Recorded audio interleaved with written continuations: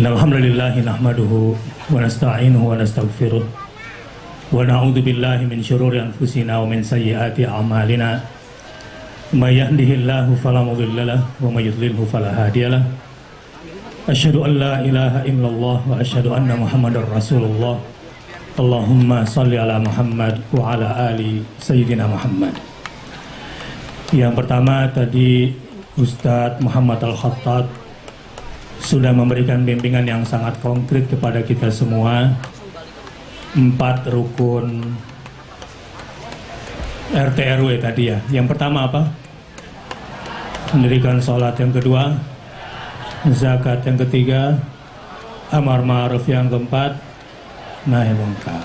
Allahu Akbar. Yang kedua kita dibimbing oleh Ustadz Fadlan Garamatan tadi. Apa poinnya? Yang pertama apa? Iya, berjuang menegakkan agama Allah Subhanahu wa taala, dan di akhirnya beliau bercerita tentang seharusnya ini sudah hilang nyawanya. Tapi yang paling berkesan di akhirnya beliau mengatakan ketika sudah ditinggalkan oleh temannya, biarkan saya menjadi bangkai di sini. Lalu dia berdoa, ya Allah, beri aku kesempatan sekali lagi untuk menyampaikan namamu di hadapan orang itu. Dan akhirnya satu suku itu semua masuk Islam dengan izin Allah Subhanahu wa ta'ala. Yang ketiga, setelah 2 motivasi tadi, kita dapat ilmu yang banyak dari Habib Mohsin Alatas tentang bagaimana kita bekerja sama, bagaimana kemudian adab ikhtilaf, yang mana yang disebut dengan inhiraf, dan puncaknya alhamdulillah dibersihkan hati kita semua oleh Agim. Sangat menyentuh, sangat membimbing, sangat menyejukkan, dan yang paling penting adalah sangat memandu dan memberikan perubahan kepada kita semua. Baik, jamaah rahimakumullah, singkat saja. Kenapa umat Islam mundur? Saya terinspirasi karena umat Islam memenangkan yang 8, mengalahkan yang 3. Jadi kalau mau dicari penyakit kita semua saat ini, kenapa Islam mundur dan kita nggak bisa kerjasama dengan baik? Karena kita telah memenangkan yang 8 dan mengalahkan yang 3. Apa itu yang 8? A'udzubillahi minasyaitonirrajim. Qul in kana aba'ukum wa abna'ukum wa ikhwanukum wa azwajukum wa ashiratukum. Itu 5 dari kalangan manusia. Dari 8 itu 5-nya dari kalangan manusia, 3-nya dari harta benda. Wa amwalun iqtaraftumuha wa tijaratun takhshawna kasadaha wa masakinu tardawnaha. Jadi 8 itu seluruhnya benda. Maksud saya 3-nya benda, 8-nya makhluk. Apa yang dikatakan oleh Agim pada akhir ceramahnya itu luar biasa. Mujahadahnya itu mestinya mengarahkan segala hal, terutama cinta, takut, harap, dan pasrah kepada siapa? Minallahi wa rasulih wa jihadin fi sabilih. Yang disebut dengan mujahadah tadi, penjelasannya sangat detail dan sangat praktis. Fatarabbasu hatta ya'tiyallahu bi amri wallahu la yahdil qaumal fasiqin.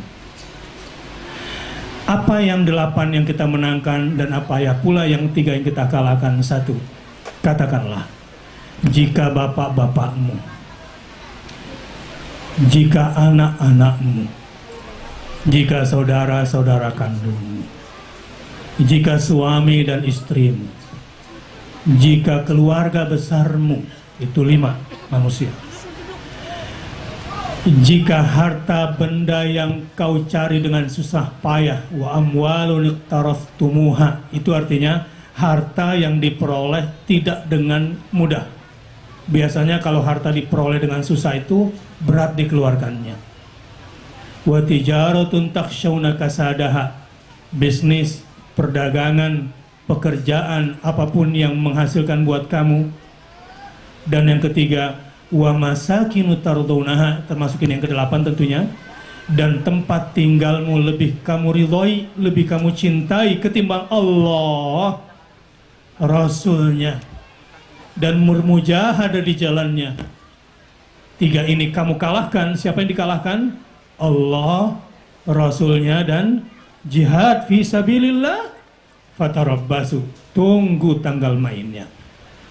Allah tidak akan memberikan petunjuk kepada kamu sebagai kaum yang fasikin. Jadi mujahadah yang disampaikan oleh A tadi sebetulnya agar kita tidak jadi orang fasik. Orang yang fasik itu adalah orang yang lebih cinta kepada yang 8. Yang pertama apa? Lebih cinta kepada bapaknya, kedua kepada anaknya, ketiga kepada saudara kandungnya, keempat kepada pasangannya, dan yang kelima kepada asyirah, keluarga besarnya. Yang keenam lebih cinta kepada harta benda, yang ketujuh lebih cinta kepada tempat penghasilannya, dan yang kedelapan lebih cinta kepada rumah dan tempat tinggalnya. Tunggu tanggal mainnya wahai orang fasik. Untuk itu bekerja dan bekerja sama kita tentu untuk yang 3 itu, untuk Allah, untuk Rasulnya, dan untuk jihad menegakkan agama Allah minimal di dalam diri kita semua. Nah, di penghujung waktu ini saya ingin ucapkan terima kasih yang sebesar-besarnya kepada para asatidz dan habaib yang sudah datang, dan kepada jamaah semua. Mudah-mudahan ini menjadi silaturahim kita selanjutnya. Jadi saya juga sangat senang kalau satu saat bisa hadir dan ikut menjadi guru ngaji di Darut Tauhid, di FPI, di AFKN yang dibangun oleh Ustadz Fadl Garamatan di Papua. Mudah-mudahan masjid-masjid juga yang ingin latihan laskarnya, bagaimana caranya menegakkan amar ma'ruf nahi munkar yang lebih baik, tanya dan belajar sama FPI. Jangan kemudian hanya membaca dari koran, mendengar di radio, nonton di televisi yang ujung-ujungnya cuma memburuk-burukan FPI. Tidak demikian adanya. Dan alhamdulillah buat saya sejak awal Agim adalah tetap salah satu pemimpin umat Islam dan salah satu tokoh Islam dan salah satu panutan-panutan umat Islam yang dari manapun kondisinya saya tetap harus ikut bersama menjaganya, dan kita semua adalah satu dan tidak terpisah insya Allah. Di akhir acara ini saya ingin kita semua sedikit berpikir tentang saudara kita yang sekarang kedinginan. Saya baca di Twitter dan saya dapatkan videonya, bayi-bayi di Suriah itu banyak yang meninggal dalam keadaan membeku. Sayang saya tidak bisa tampilkan videonya di sini. Jadi banyak bayi-bayi di Syria itu membeku karena tinggal di tenda-tenda pengungsian yang jumlahnya jutaan orang itu di bawah suhu minus 7 derajat Celcius. Yang belum pernah merasakan suasana musim dingin di negara-negara, sebetulnya di Arab itu lebih parah daripada di Eropa. Saya mengalami sebentar saja di Suriah, sholat subuhnya itu luar biasa dan cepat minta pulang, baru 3 hari. Pada saat puncak musim dingin. Nah sekarang mereka bukan cuma tinggal di tenda-tenda, tetapi juga tidak punya selimut. Kekurangan jaket anak-anak mereka itu. Bayangkan, itu kambing domba kalau berjalan, itu sudah berat karena salju semua menempel di tubuhnya. Jadi es tambah es di bawah.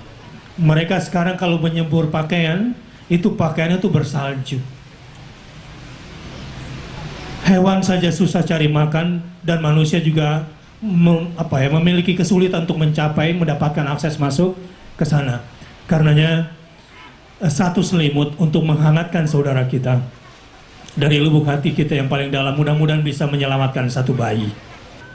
Jangan takut untuk memberikan yang terbaik. Allah akan sampai kepada yang berhak untuk menerimanya.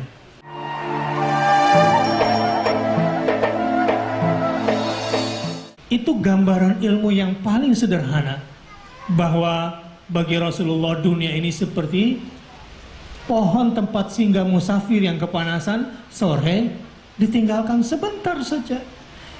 Tapi kalau salah ilmu, lihat SD kenal dunia, SMP senang sama dunia, SMU, cinta dunia, kuliah, mengejar dunia, kemudian kerja, mati untuk dunia. Inna lillahi wa inna ilaihi raji'un. Hidup kita ini cuma sebentar di dunia. Untuk itu jangan cuma mengejar materi dan dunia. Tapi sayang, sekarang ini Tuhan orang sudah berganti. Yang disebutkan dalam ceramah-ceramah tadi itu sudah berganti, sudah Tuhan yang bukan lagi Allah, dan sudah menyimpang pekerjaannya. Jadi yang paling mudah begini, mau tahu semulia apa Anda nantinya ke depan, Anda mau tahu seterhormat apa nanti kehidupan Anda, gampang, dari sekarang sudah ketahuan berapa yang Anda berikan untuk Islam, yang sisa atau yang mayoritas. Kalau kamu memberikan yang sisa untuk Islam, ya selamat, Anda akan hina di dunia ini. Tetapi kalau Anda memberikan yang terbaik untuk Islam, berbuat untuk agama ini, semua yang di politik, yang di ekonomi, yang di tentara, pertahanan, kemana, apa saja, kalau sudah meninggalkan agama, orang itu berkuasa tujuannya cuma dua. Satu, menegakkan agama. Yang kedua, menyejahterakan dan memberikan rasa aman pada masyarakat. Itu yang disebut hidup penuh manfaat, berkuasa dalam bahasa agama. Nah, untuk itu semua, rajin-rajinlah menuntut ilmu. Kaji lagi Al-Quran. Hari ini mungkin saya tidak banyak bicara, karena saya berharap nanti kita banyak bertadabbur Quran. Insya Allah minggu depan sudah saya akan mulai lagi penguatan tauhid dari sisi Asma al-Husna. Insya Allah pelajaran Asma al-Husna sekarang setiap bulan sudah saya fokuskan nanti di Masjid Baitul Ihsan di BI, supaya tempatnya cukup, sebab kalau banyak begini di sini udah gak cukup lagi. Dan insya Allah setiap minggu ketiga kita akan belajar Asma al-Husna, bagaimana caranya, seperti yang Agim tadi ajarkan, untuk bisa hidup mengenal Allah, mencari ridhonya Allah. Tetapi praktiknya juga seperti apa dalam bimbingan Asma al-Husna, kami tunggu nanti. Mudah-mudahan diajak saudara-saudaranya, kita bekerja dan bekerja sama untuk Islam lewat ilmu-ilmu yang benar. Insya Allah akan dimudahkan oleh Allah kalau dari sekarang sudah niat yang baik. Ya, ini saja pesan singkat dari saya setelah sholat ini. Mohon doanya. Saya atas nama pimpinan Akal Islamic Center, saya sering sebetulnya menyebut nama ini akal, bukan IQL. Akal itu akal. Dan kita memulai membangun peradaban lewat ilmu di sini, dan ilmu itu adalah Al-Quran. Karenanya ini menjadi rumah kita bersama, tempat kita bersama. Silakan lihat informasinya secara lengkap, dan saya atas nama semua panitia mohon maaf jika ada khilaf dan salah. Jika ada kekurangan-kekurangan, dan terima kasih kepada adik-adik, kepada anak-anakku sekalian yang sudah berbuat untuk agama ini. Mudah-mudahan ini memperberat timbangan amal baik kita nanti di akhirat kelak.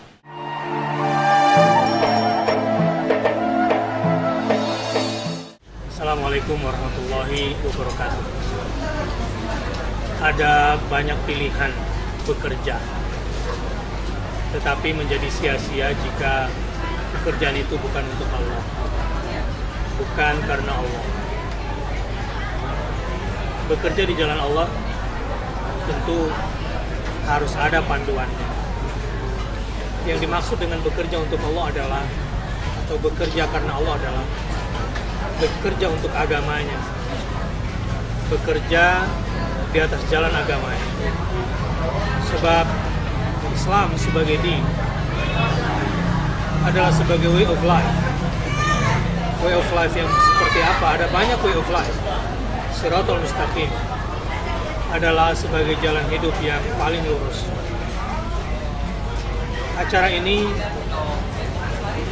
hanya untuk mengajak umat dan semua yang hadir untuk kembali mengingat peran-peran utama kita selaku hamba Allah Subhanahu wa taala dengan mencontoh para nabi dan rasul. Jalan hidup para nabi, jalan hidup para rasul, jalan hidup para sahabat dan pengikut nabi dan rasul untuk satu saja, iqamatuddin. Iqamatuddinillah, menegakkan agama Allah Subhanahu wa taala. Bukan berarti kemudian kita meninggalkan aspek keduniaan. Segala profesi keduniaan saya kira perlu atau bisa dibilang penting. Tapi kemudian menjadi sia-sia jika bekerja untuk bekerja, tidak ditujukan untuk agama. Akan menjadi sia-sia jika pekerjaan tidak berjalan di atas nilai-nilai agama. Bangsa ini misalnya, innalillah wa inna ilaihi raji'un, telah keliru dalam mengukur sebuah keberhasilan. Tidak bekerja untuk mencari nilai, tapi bekerja untuk mendapatkan nominal. Tidak berbuat untuk memberikan manfaat seluas-luasnya, tetapi justru untuk mendapatkan sebanyak-banyaknya. Kepemimpinan misalnya, ini yang paling bermasalah di Republik ini. Dan yang lebih mengenaskan lagi adalah di tingkat kepemimpinan Islam, yang mestinya menjadi teladan, yang mestinya menjadi pelurus berbagai macam penyimpangan. Justru kepemimpinan Islam sekarang terlihat menjadi bagian daripada problem.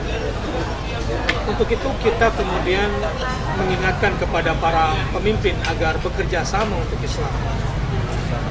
Bekerja sama untuk Islam yang kami maksud adalah agar potensi-potensi yang sudah ada di bangsa ini yang begitu besar dimanfaatkan betul untuk kepentingan agama ini, untuk menyelamatkan umat dari penyimpangan-penyimpangannya. Jika ingin berpolitik, ingat bahwa tujuan utama Anda adalah untuk menegakkan agama dan menyejahterakan masyarakat. Tidak ada ruang di dalam politik dan kekuasaan Islam untuk memperkaya diri, mengakomodir kelompok sendiri. Sungguh itu sesuatu penyimpangan yang luar biasa. Tapi justru, mohon maaf, inilah yang sedang berkembang saat ini. Bekerja dan bekerja sama untuk Islam tentu tidak harus bersatu. Rasulullah mengakui adanya kaum muhajirin, membiarkan entitas kaum Ansar. Ada Banu Nadir, ada Quraidah, ada suku Aus, ada Khazraj, ada Qainuqa, ada Bani Tamim, dan seterusnya. Untuk bersatu memang bisa dikatakan sulit, kalau bukan hampir tidak mungkin. Tetapi berkoalisi, bekerja sama dengan platform-platform yang jelas saya kira bisa dilakukan. Misalnya, di Indonesia ini,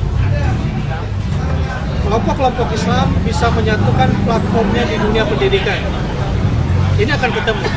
Setiap partai, setiap ormas, setiap organisasi dan lembaga dakwah sekalipun, ketika duduk bersama membicarakan tentang konsep pendidikan di dalam Islam, insya Allah kita bisa bertemu.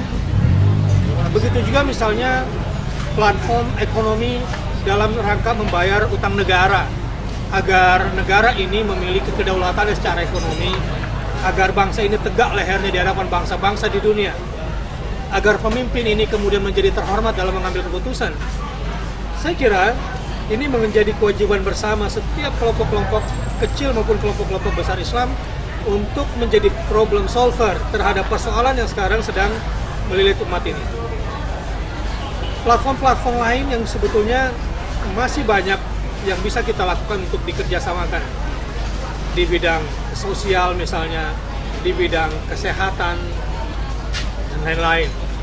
Mudah-mudahan setelah ini Allah Subhanahu wa Ta'ala berikan petunjuk, kemudahan, dan kekuatan kepada para pemimpin dan kepada umatnya untuk selalu satukan hati, satukan langkah, dan satukan gerak demi tegaknya la ilaha illallah Muhammadur Rasulullah. Wassalamualaikum warahmatullahi wabarakatuh.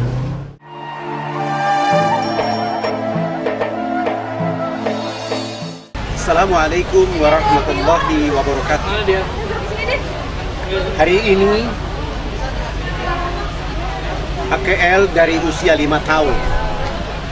AKL membangunkan umat Islam di seluruh tanah air Indonesia. Oleh karena ini, selama ini kita tertidur dengan euforia kehidupan, sehingga umat Islam mengurus golongannya masing-masing, mengurus tempatnya masing-masing, bahkan pribadinya masing-masing. Sementara banyak masalah banyak persoalan yang sedang dihadapi oleh umat Islam. Di usia 5 tahun dari AKL membangunkan kita dari tertidur itu untuk melihat masalah ini menjadi sebuah pekerjaan yang dilakukan oleh kita. Dakwah adalah pekerjaan yang sangat bergengsi di hadapan Allah, pekerjaan yang disukai oleh Allah, dan ternyata itu pekerjaan hari-hari dari Rasulullah Muhammad SAW. Dilanjutkan oleh para sahabat, para tabi'in, para ulama. Hari ini kita diingatkan tentang keretakan umat agar kembali membangun Indonesia dengan sebuah ukhuwah, sebuah silaturahmi, sebuah kekuatan besar bahwa dengan Islam sajalah kita akan mendapatkan kemenangan. Dengan Islam sajalah kita akan menyelesaikan segala persoalan umat dan bangsa. Bahkan dengan Islam saja kita membuat orang lain merasakan kehidupan itu dengan penuh rahmat dan cahaya dari Allah Subhanahu wa ta'ala.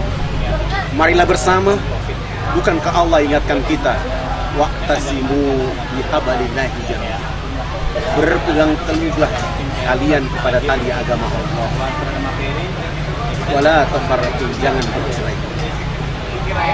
Berdirilah kita di Indonesia menjadi sebuah jamaah yang besar, sebuah saf di dalam berdiri, sebuah barisan yang kokoh. Barisan itu namanya Indonesia. Marilah dengan mayoritas umat ini, marilah dengan ulama kita, marilah dengan dakwah kita selamatkan umat dan bangsa, selamatkan negeri yang penuh dengan kekayaan darat, laut, udara. Semuanya Allah fasilitasi. Tinggal bagaimana kita menemukan tauhid dan akidah untuk mereka. Kamu adalah umat yang menjadi saksi. Kamu adalah umat yang menjadi wasyid, menjadi pengadil buat bangsa-bangsa lain. Jadilah bangsa, jadilah umat, jadilah bangsa yang menjadi pengadil.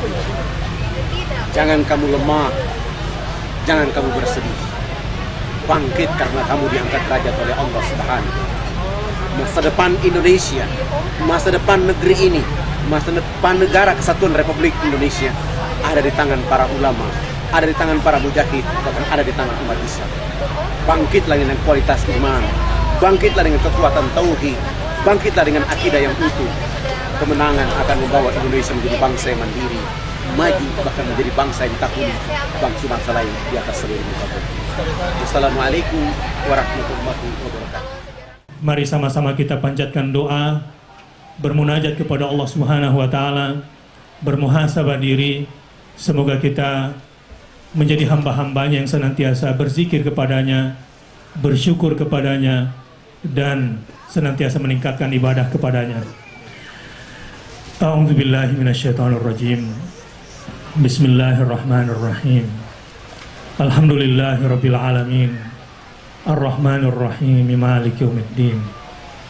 Iyyaka na'budu wa iyyaka nasta'in. Ihdinas siratal mustaqim.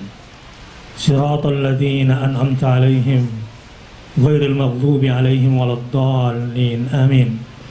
Allahumma shalli ala Muhammad wa ala ali sayyidina Muhammad. Allahumma anta rabbana la ilaha illa anta khalaqtana wa nahnu ibaduk wa nahnu ala ahdika wa wa'dika mastata'na na'udzu bika min syarri ma sana'na nabu'u laka bi ni'matika 'alaina wa nabu'u bi dzunubina faghfir lana fa innahu la yaghfiru dzunuba illa anta ya Allah ya Ghafir ya Ghafur ya Ghaffar. Ampunkan dosa-dosa kami, ampunkan dosa-dosa kami, ampunkan dosa-dosa kami ya Allah. Hanya Engkaulah yang maha mengampunkan semua dosa dan kesalahan kami. Maafkan khilaf dan kesalahan kami, segala kekeliruan kami ya Rabbana. Ampunkan pula dosa-dosa kedua orang tua kami, bapak ibu kami ya Allah, baik mereka yang masih hidup maupun yang telah tiada. Ampunkan dosa-dosa kedua orang tua kami. Ampunkan dosa istri kami, suami kami. Ampunkan dosa anak-anak kami dan dosa cucu-cucu kami. Rabbana dzalamna anfusana wa illam taghfir lana wa tarhamna lanakunanna minal khasirin. Ya Allah, kami selama ini telah hidup dalam gelimang dosa. Beri kekuatan kepada kami setelah penyesalan ini untuk senantiasa memohon ampun atas khilaf dan salah kami. Karena tanpa maghfirah dan rahmah-Mu, lanakunanna minal khasirin, selamanya kami akan menjadi orang-orang yang terus dalam kerugian yang sangat besar, kerugian kehilangan cinta-Mu, kerugian kehilangan ridha-Mu, dan kehilangan semua yang berasal dari-Mu. Allahumma a'izzal Islam wal muslimin, Allahumma a'izzal Islam wal muslimin, Allahumma a'izzal Islam wal muslimin wa ahlikil kafarata wal musyrikin a'da'aka a'da'ad-din. Ya Allah, muliakanlah kami dengan keislaman kami, muliakanlah orang Islam dengan Islam yang ditegakkannya. Ya Allah, hinakanlah orang-orang yang menghinakan agama-Mu. Ya Allah, menangkanlah orang yang memenangkan dan menolong agama-Mu. Kalahkanlah orang-orang yang mengalahkan agama-Mu dan mengalahkan orang-orang yang hendak menegakkan agama-Mu. Rabbana hab lana min azwajina wa dzurriyyatina qurrata a'yun waj'alna lil muttaqina imama. Ya Allah, berikan kebaikan kepada kami, kepada keluarga kami, kepada anak-anak kami, dan kepada cucu-cucu kami. Jadikanlah mereka sebagai penyedap pandangan mata hati kami, dan jadikanlah kami pemimpin keluarga yang bertakwa. Ya Allah, jadikanlah kami ayah dan ibu yang amanah terhadap anak-anak kami, sebab anak-anak kami adalah titipan Allah kepada kami. Anak-anak kami hendaknya tidak kami titipkan kepada orang lain, ya Allah. Tetapi kami sebagai orang tua seringkali lalai terhadap titipan-Mu. Jadikanlah kami orang-orang tua yang amanah terhadap keturunan-keturunan kami. Rabbana taqabbal minna innaka antas samiul alim wa tub alaina innaka antat tawwabur rahim. Rabbana atina fid dunya hasanah wa fil akhirati hasanah wa qina adzaban nar. Wa sallallahu ala khairi khalqihi Muhammadin sallallahu alaihi wasallam. Subhana rabbika rabbil izzati amma yasifun wa salamun alal mursalin walhamdulillahi rabbil alamin. Aqulu qouli hadza wa astaghfirullah li wa lakum. Wassalamualaikum warahmatullahi wabarakatuh.